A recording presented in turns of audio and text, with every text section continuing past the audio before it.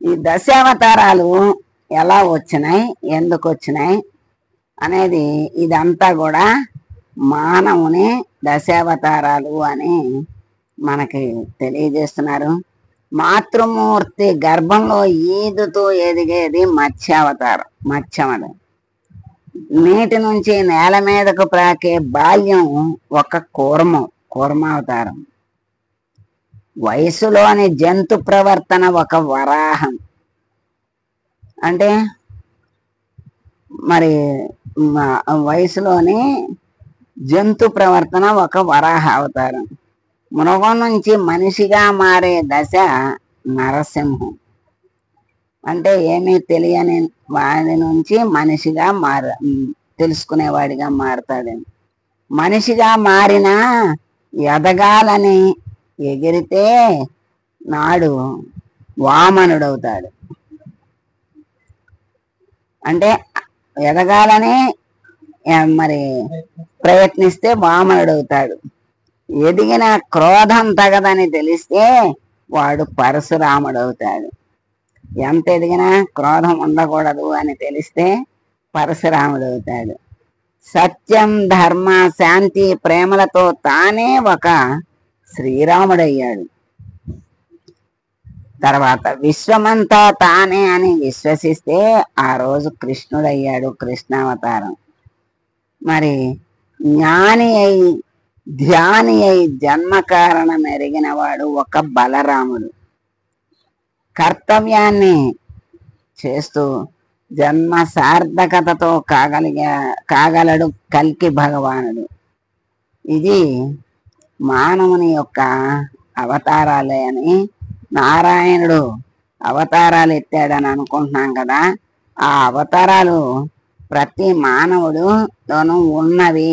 ఏ సమయంలో ఏ అవతారము అని చక్కగా మనకి తెలియజేశారు.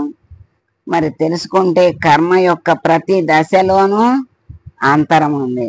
మలుచుకుంటే జన్మ ఒక్కటిలోనే మనిషి దశావతారాలు ఉన్నాయి.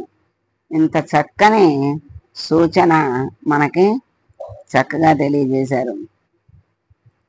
అలా మరి మానవుడు దశావతారాలు అంటే నారాయణుడు ఎత్తిన దశావతారాలకి అంతరార్థం ఏమిటంటే మానవుడు ఒక చిన్న విశ్వం. ఈ విశ్వంలో ఉన్నాయన్నీ మానవుల్లో ఉన్నాయి అని చెప్తున్నారు కదా.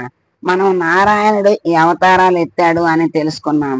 కానీ ఈరోజు విశేషం ఏంటంటే దానిలో అంతరార్థంగా మానవునిలో దశావతారాలు ఎలా ఉన్నాయి అనేటువంటి గొప్ప విశేషాన్ని మనం తెలుసుకున్నాం.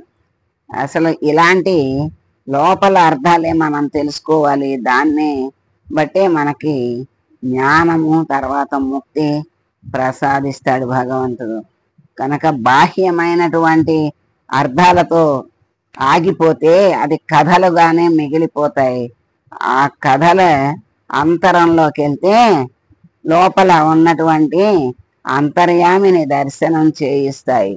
అదే మనకి పరమార్థం, అదే కావాలి. కనుక ఎప్పుడు కూడా అంతర్యామిని చూస్తూ ఉండాలి. అంటే మనలో ఇది ఎలా ఉంది, విశ్వంలో ఉన్నాయన్నీ మన శరీరంలో ఉన్నాయి అన్నారు కదా.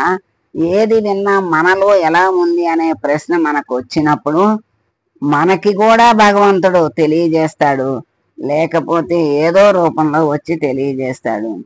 తప్పక సంశయం ఉంటే తీరుస్తాడు పరమాత్మ.